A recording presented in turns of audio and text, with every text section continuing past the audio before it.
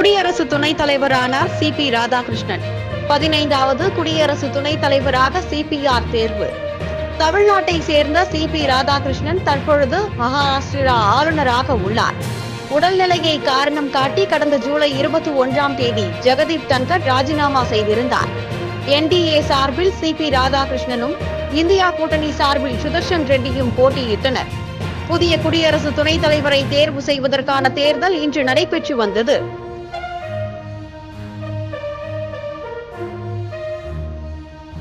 காலை 10 மணிக்கு தொடங்கி மாலை 5 மணி வரை வாக்குப்பதிவு நடைபெற்றது. இரு அவைகளிலும் சேர்த்து 767 உறுப்பினர்கள் வாக்களிப்பு. செல்லாத வாக்குகள் 15. 13 பேர் வாக்களிக்கவில்லை. பிஜு ஜனதா தளம் கட்சியினர் 7 பேர் வாக்களிக்கவில்லை. 452 வாக்குகள் பெற்று என்டிஏ கூட்டணி வேட்பாளர் சிபிஆர் வெற்றி. 300 வாக்குகள் பெற்று இந்தியா கூட்டணி வேட்பாளர் வெற்றி வாய்ப்பை இழந்தார்.